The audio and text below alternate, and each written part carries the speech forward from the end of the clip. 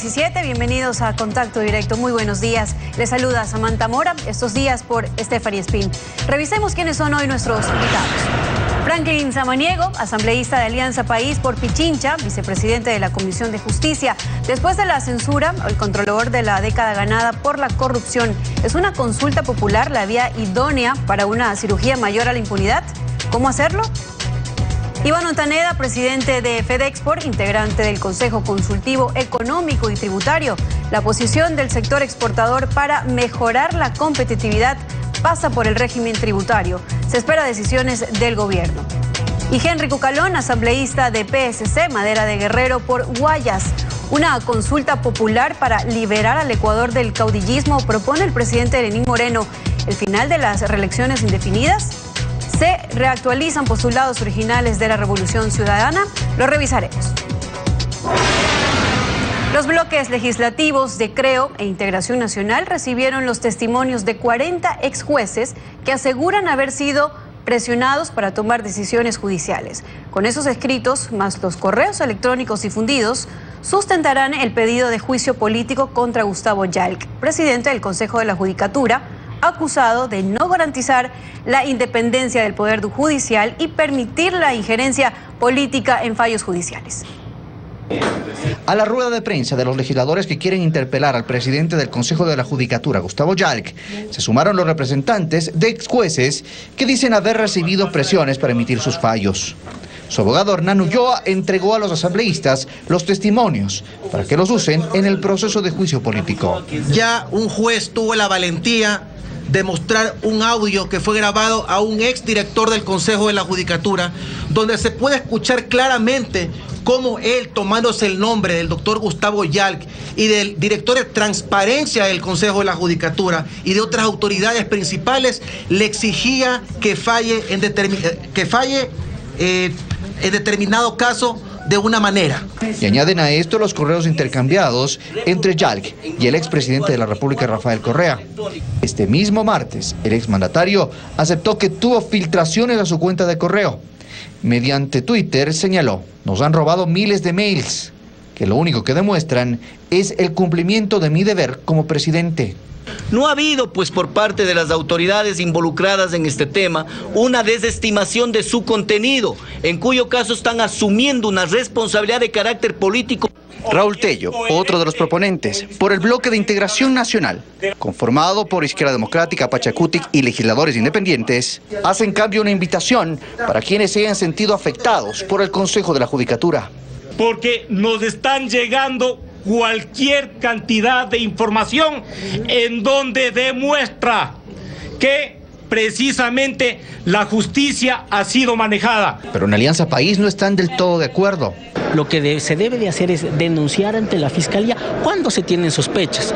No hay cadena de custodia y no se sabe si pueden llegar a ser pruebas forjadas.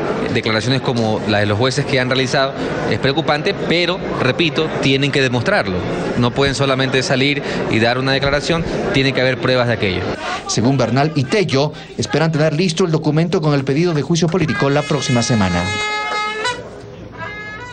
Alfredo, ¿cómo estás? Muy buenos días. Muy bien, Samantha. Buenos días. Buenos días a todos. Pruebas es el punto de orden de Alianza País.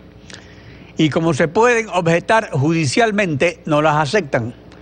Pero tanto el expresidente de la República como su exsecretario privado en funciones de presidente del Consejo de la Judicatura han admitido la existencia de esa correspondencia por correo electrónico. Solo falta cotejar resultados en los casos que se habría metido la mano en la justicia. Y eso se hace en un juicio político. Ese es el escenario que la Constitución le ofrece a la Asamblea Nacional. La actualidad, los protagonistas, el análisis y la información en Contacto Directo. El presidente de la República ha anunciado que está analizando la convocación de una consulta popular. Veamos. Estamos analizando llamar a una consulta El pueblo es nuestro mandante y él deberá pronunciarse sobre los cambios que se deben introducir para garantizar una democracia plena, sin caudillismos y con entidades transparentes que garanticen el control de lo público. Todo se hará para afirmar los derechos de cada ciudadano y de todos los colectivos, los pueblos y las nacionalidades. Franklin Samaniego, asambleísta de Pichincha por Alianza País, vicepresidente de la Comisión de Justicia. Buenos días, bienvenido a Contacto Directo. Señor Pinargote, muy buenos días. Un saludo a la ciudadanía y gracias por la oportunidad de dirigirnos a la ciudadanía. El presidente anuncia el propósito de entidades transparentes que garanticen el control de lo público. Se barajan dos alternativas: suprimir el Consejo de Participación Ciudadana o darle en la Constitución una integración ciudadana que políticamente los despartidice. ¿Cuál de las dos alternativas considera más idónea? Bueno, el señor presidente de la República ha señalado puntualmente que está analizando la posibilidad de llamar a una consulta popular. Nosotros hemos planteado que la consulta popular es un mecanismo adecuado, el que siempre lo hemos impulsado. Creemos que el escuchar a la ciudadanía es fundamental y este es un mecanismo de democracia directa que se ha planteado en la Constitución y que lo vamos a impulsar. El segundo tema fundamental que queremos señalar también es que tenemos que definir qué temas son los que se van a consultar, y usted ha señalado dos temas de suma importancia. Nosotros creemos que si se va a consultar a la ciudadanía debería ser efectivamente para fortalecer la institucionalidad. Ahí el planteamiento en relación a desaparecer el Consejo de Participación Ciudadana. Yo creo que tenemos que orientar la consulta popular y el pronunciamiento de la ciudadanía al fortalecimiento de la institucionalidad. Se ha señalado por parte de la oposición que se desintegraría el Consejo de Participación Ciudadana. Queremos saber cuál es el mecanismo entonces con el que se va a designar a las autoridades de control. Regresaremos, como plantea el Partido Social Cristiano, al antiguo Congreso Nacional a cómo se designaban las autoridades o qué es lo que vamos a realizar. Y el tercer punto que yo quería señalar es que al definir estos temas de fundamental importancia, lo que debemos de hacer es tener un horizonte para dónde vamos a orientar la consulta popular. Entonces, como quería señalar, nosotros estamos de acuerdo en la consulta popular siempre y cuando sirva para avanzar en derechos y no para retroceder. A ver, lo anterior era respecto a la integración del Consejo, que no está en la Constitución, sino en la ley. Entonces, por eso es que es interesante ver cómo se integra primero el Consejo. Otra cosa sería la elección de las autoridades. Son varios aspectos. Pero también hay las competencias. En cuanto a sus competencias, tenemos que los constituyentes de Montecristi decidieron que este Consejo absorba a la Comisión Cívica Anticorrupción. Pero en 8 años esta labor ha sido nula. Tanto de que la censura al Contralor es una prueba de la decepción que ha tenido Alianza País respecto a esa labor de las funciones de transparencia y control. ¿Qué propondrían para recuperar el terreno perdido en la lucha anticorrupción? Bueno, nosotros tenemos que, como decía, fortalecer la institucionalidad. Debemos trabajar en el tema de progresión de derechos, no de retroceder en derechos. Si es necesario que se perfeccionen los procedimientos para la designación de las autoridades, se acorten los plazos. Hoy, para la designación, por ejemplo, del Contralor General del Estado, se ha planteado que podría demorarse unos 8 meses aproximadamente. Claro que sí, nosotros... Existía esa comisión. En Montecristi se suprimió, se le dio al Consejo esas atribuciones, incluso con un refuerzo. Se le dio la ocasión, digamos, la facultad de ser parte en los procesos judiciales. La otra solamente era un buzón de denuncias. Entonces, en ese aspecto, por ejemplo, ¿cómo se podría reforzar o si sería conveniente o no reforzar a la función de transparencia con una comisión cívica anticorrupción?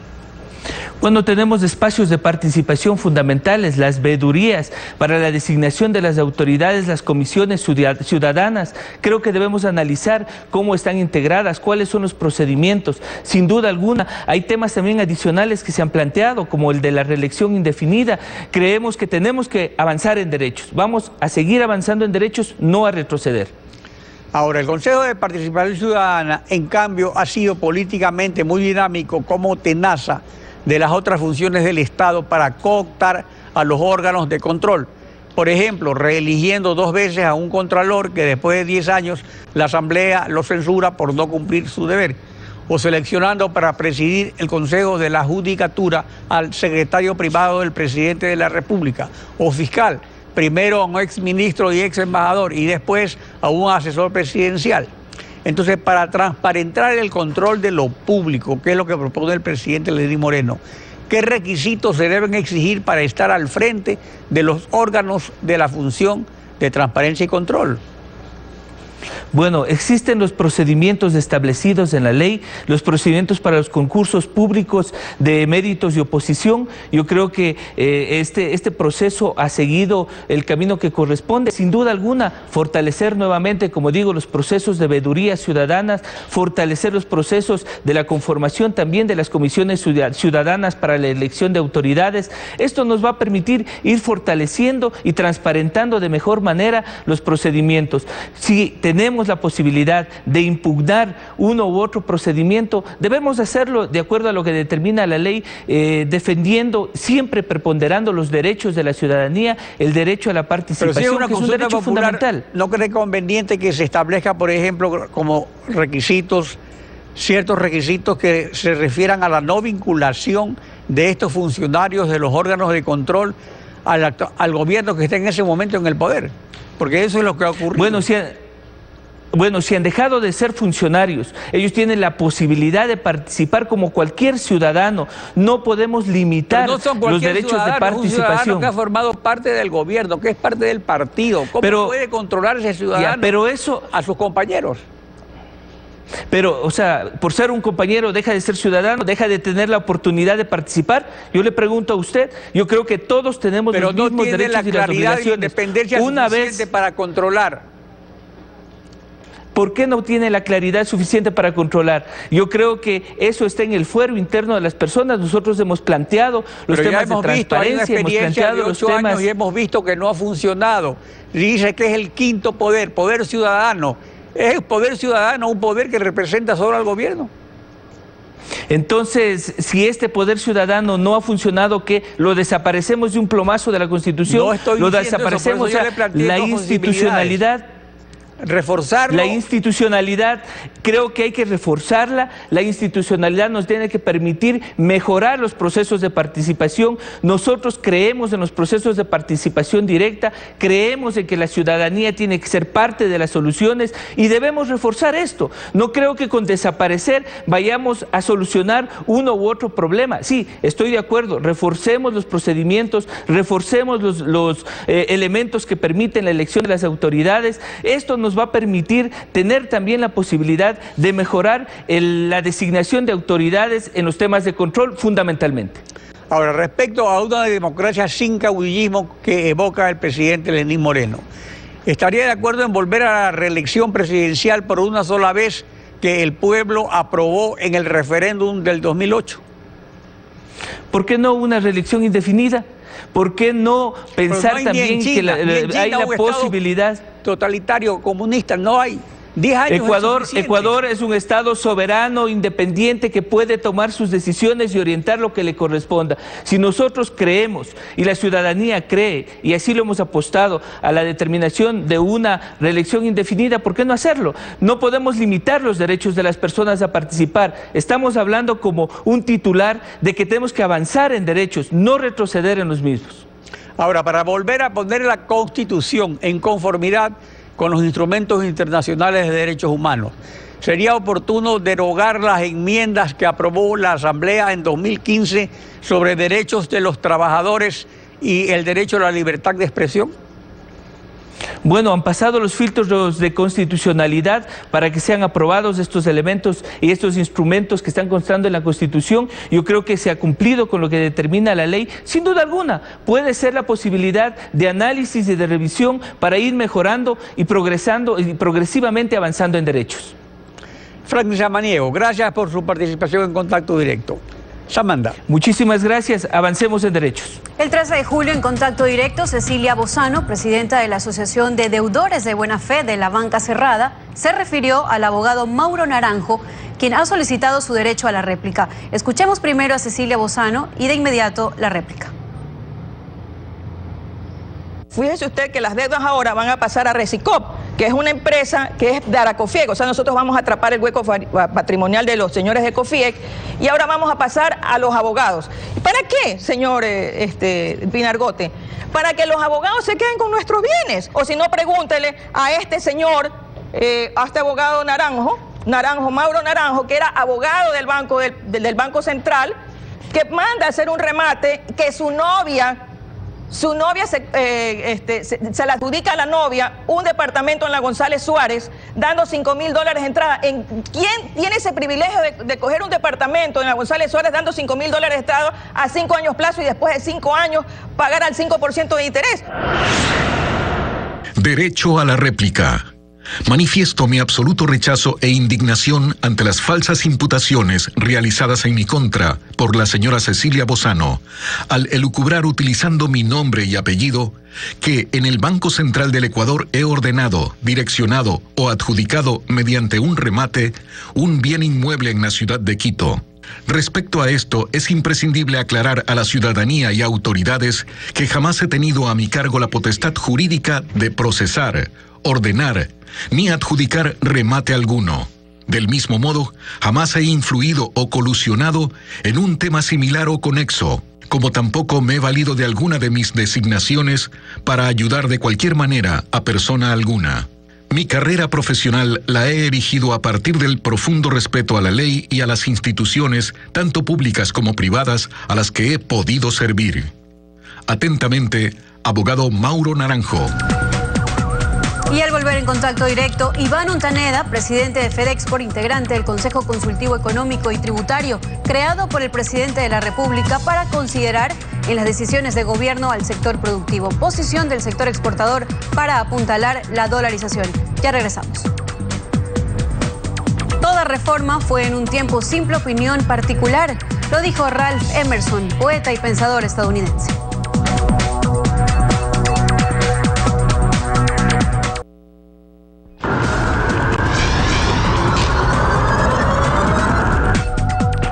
Revisar la fórmula de cálculo del anticipo del impuesto a la renta, eliminar gradualmente el impuesto a la salida de divisas, reducción de aranceles a materias primas y otros bienes, nuevas modalidades de contratación laboral, mejores tasas de interés para el sector productivo, eliminar gradualmente los subsidios a los combustibles, reducir costos de energía y simplificar trámites son las propuestas de los empresarios en el Consejo Económico y Tributario. Iván Ontaneda, presidente de la Federación de Exportadores.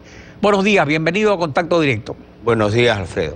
Gracias. Usted y el presidente del Comité Empresarial son los únicos representantes de los grandes contribuyentes en el Consejo Económico y Tributario. El uno representa a la economía doméstica y el otro a la exportación. Pero también hay representantes de pequeñas y medianas empresas que inicialmente se pensaba que apoyarían este modelo de sustitución de importaciones que ha venido sustentando Alianza País. ¿Ha habido consenso en el sector empresarial grande, mediano y pequeño respecto a estas propuestas? Mire, nosotros pensamos el gobierno, la forma como recibe el país, cómo se recibe el país dentro de una importante crisis económica y fiscal.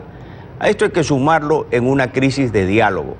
Un país dividido, un país en donde se satanizó a la gran industria y a la pequeña industria, al artesano se lo enfrentó muchas veces contra el exportador, al pequeño industrial con el gran industrial.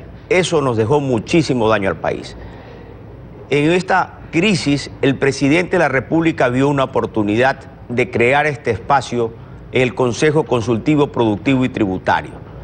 Más allá de las propuestas que hemos llegado y que tenemos luego de una primera etapa bastante efectiva, lo tengo que resaltar es el diálogo, sentarnos en la mesa economía popular y solidaria, artesanos, pequeña industria, los exportadores y la gran industria, realmente conformamos el verdadero aparato productivo del país.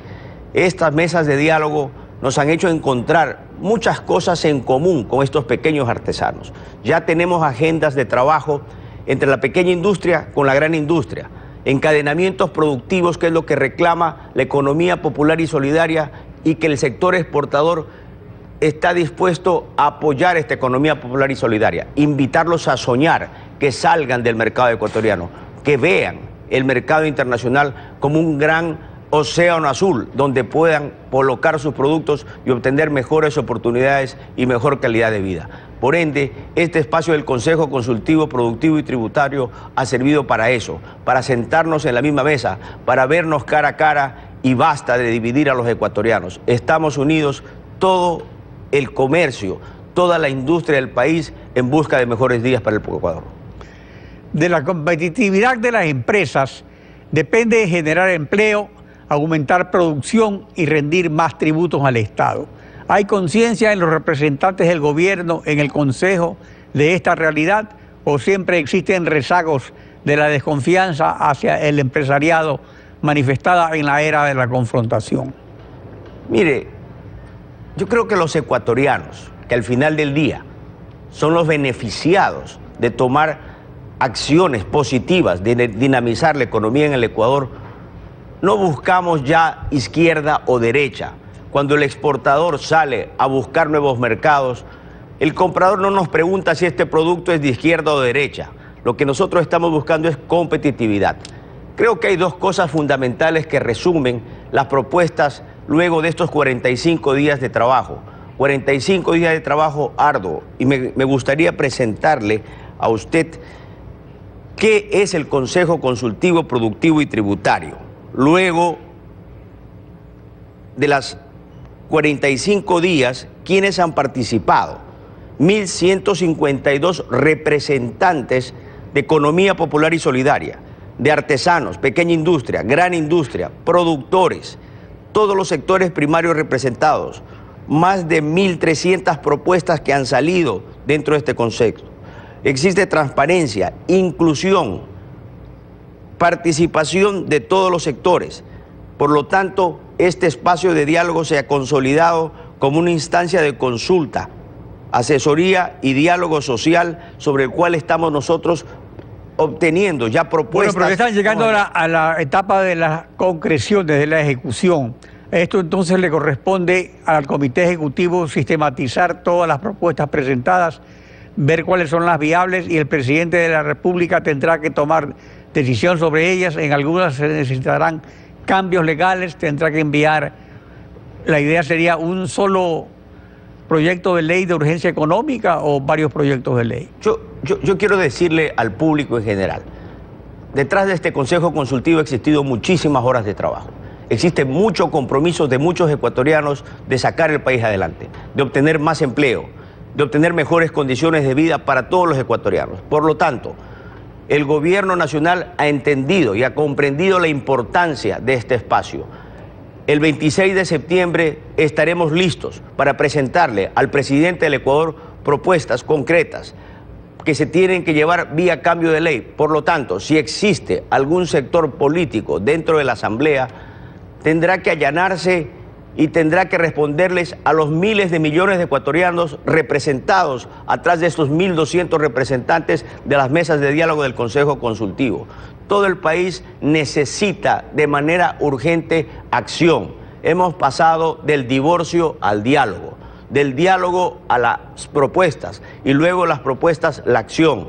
El presidente está decidido a seguir respaldando, nos lo comentó el lunes anterior en Carondelet, está decidido, quiere que se sigan construyendo un país mejor. Sin embargo, esto merece un apoyo total de todos los ecuatorianos. Aparte de la cuestión tributaria, tan importante para la competitividad en el mercado internacional, en materia de acuerdos comerciales de preferencias arancelarias, ¿cuáles son las expectativas del sector exportador? Mire, el sector exportador necesita mejorar su competitividad. La competitividad va desde el sector primario, desde el pequeño productor. El país ha sido y será un país exportador. Tenemos un espacio importante de crecimiento en la agroindustria. países cercanos a nosotros como Perú y Colombia vienen desarrollando modelos económicos bastante importantes. El Ecuador, más allá de las medidas del Consejo Consultivo, Productivo y Tributario, tenemos que mirar hacia el futuro, hacia el 2020, hacia el 2025. ¿Cuál es la visión estratégica en donde necesitamos estar? ¿Cuáles son los mercados y cuáles son los productos en donde tiene el Ecuador realmente oportunidades de crecimiento y de mejorar la economía del Ecuador? Sin embargo, mientras sigamos con modelos proteccionistas no vamos a llegar a ningún lado. Tenemos que buscar modelos inclusivos, modelos de encadenamiento productivo en donde la competitividad nace desde el sector primario. Siempre lo hemos dicho, existen grandes diferencias, grandes brechas en los productores, en los pequeños, medianos y grandes productores. Basta de que el sector camaronero, el sector bananero, el sector cacaotero permanentemente están en crisis sumidas por diferentes circunstancias.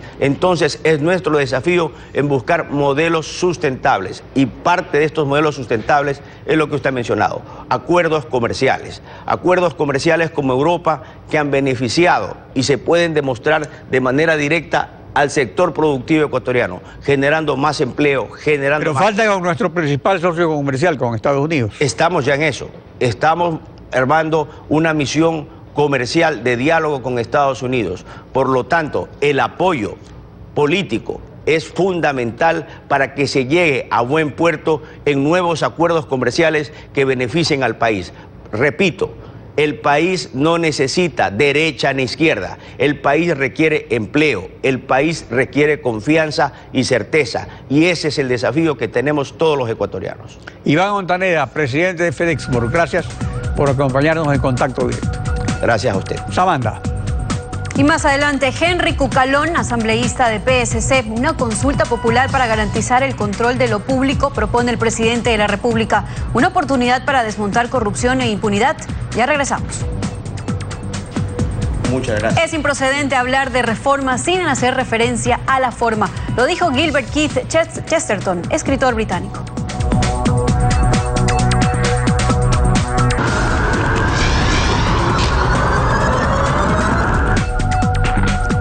Convocar a consulta popular es privilegio del jefe de Estado y de acuerdo a su estilo gobernante de diálogos, se supone que las preguntas de la consulta popular recojan inquietudes de todos los sectores ciudadanos. Henry Cucalón, asambleísta por Guayas, PSC Madera de Guerrero. Buenos días, bienvenido a Contacto Directo.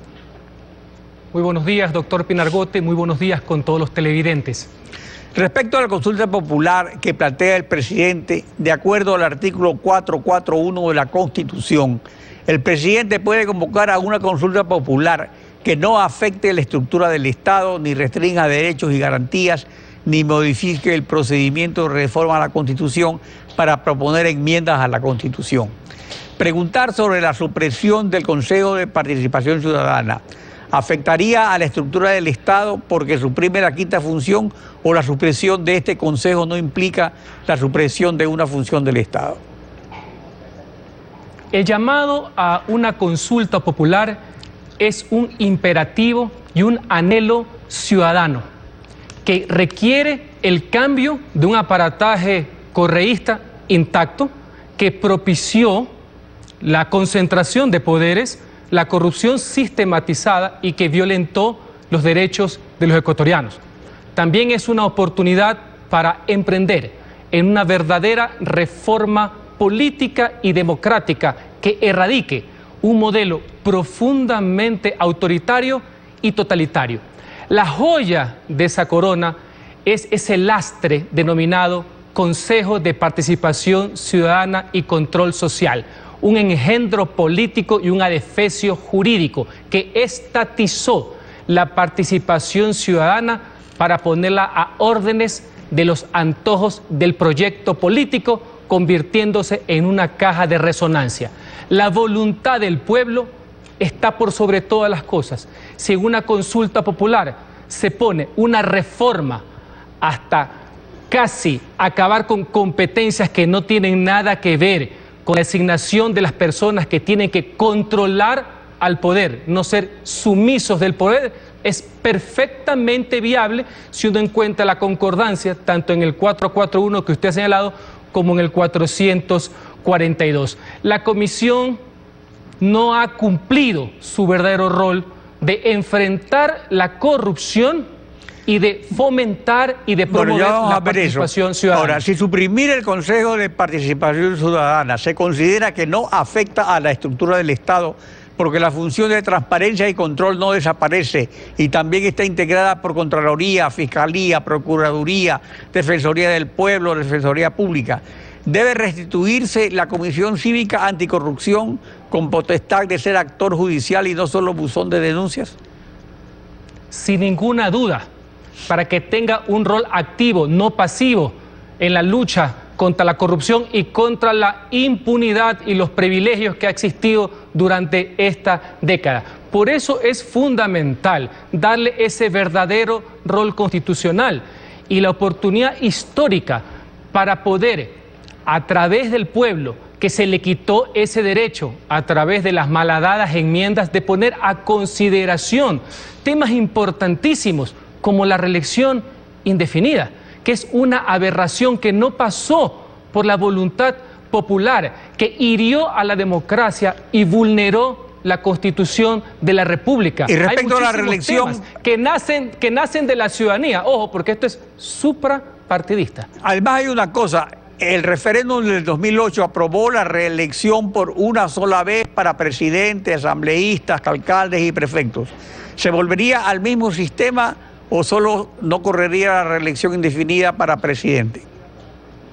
Lo que decida el pueblo, ese que fue objeto de un tapetazo en las enmiendas de diciembre de 2015, por eso causa hilaridad que quieran decir que hay regresión de derechos cuando lo que el oficialismo hizo fue hacer un traje a la medida, burlándose de un hecho histórico. Y usted lo sabe, doctor Pirgote, desde el regreso a la democracia, todos los temas concernientes a las reelecciones, no reelecciones, pasando un periodo consecutivo, no, siempre fueron objeto de un mandato popular expreso, salvo cuando por las rendijas lo pasaron por una enmienda. Así que si el pueblo decide que hay una reelección por una sola vez consecutiva o no, como estaba en el texto constitucional del año 2008, será el soberano quien decida, no una mayoría que hizo desastre del poder. Ahora, volviendo a la función de transparencia y control, en lo que atañe a la nominación de las autoridades de control, el Ecuador ha aprobado prácticamente todos los sistemas menos elección popular. ¿Es esa una opción? Y si es que la hay, ¿con qué requisitos sería para evitar partidización? Pero es claro que el actual, el que ha servido a la década, al servicio del correísmo, no funcionó, porque no fue una coincidencia, inclusive en materia de justicia, donde se está comprobando ya no solamente la manipulación y la metida de manos, sino la metida hasta de las pezuñas, en la interferencia en una función judicial no independiente, sino claramente dependiente, que lo que buscaban eran personas que sean parte de este engranaje político. ¿Por qué? Porque confundieron algo que nunca debió ser. El Estado debe estar al servicio de los ciudadanos, jamás, nunca al servicio de un partido o de un proyecto político en particular. Por eso es importante, por eso es que el presidente tiene esa oportunidad de convocar al pueblo para que en consulta este tema de la transparencia, la lucha justamente contra la impunidad que campea, sea lo más importante en este momento que vive la nación. Esto, más el tema de las enmiendas y muchas otras cosas, doctor Pinargote, que tienen que ver, por ejemplo, como que la comunicación sea un servicio público, que es una perversión estatista, que restringe libertad de opinión y libertad de expresión, y que una consulta popular debe corregir esa deformación y debe hacerlo ya. También podemos tratar, sí, además hay otra cosa, muchos hablan de fortalecimiento. Esas enmiendas sobre los derechos de los trabajadores y sobre el derecho a la libertad de expresión no son compatibles con los tratados de derechos humanos que prevalecen sobre la Constitución. Es decir, que incluso hay pedidos de Naciones Unidas y del Consejo de Derechos Humanos y también de la OIT para que el Estado ecuatoriano ponga su legislación en conformidad con los tratados internacionales. ¿Sería ese entonces un buen motivo para consultarlo? Pero absoluto y totalmente legítimo. de poner a consideración al pueblo esos temas, como también el fortalecimiento de la Contraloría General del Estado, el tema del Consejo Nacional también de la Judicatura y de todos los funcionarios que han sido escogidos por el Consejo de Participación Ciudadana para ser adeptos del poder, temas laborales, temas de seguridad social y cualquier normativa intervencionista que afecte la reactivación económica y la generación de empleo. Por eso, vamos a una consulta popular, con pluralismo, sin sectarismo, en un gran acuerdo ciudadano que permita desterrar ese andamiaje, ese engranaje autoritario para ahí sí poder fortalecer la institucionalidad de la República. Henry Cocalón, asambleísta por Guayas, gracias por acompañarnos en Contacto Directo. Samantha. Gracias a ustedes. Bien, así estamos despidiendo Contacto Directo. Hasta mañana, Alfredo. Mañana continuaremos rayando la desinformación en Contacto Directo.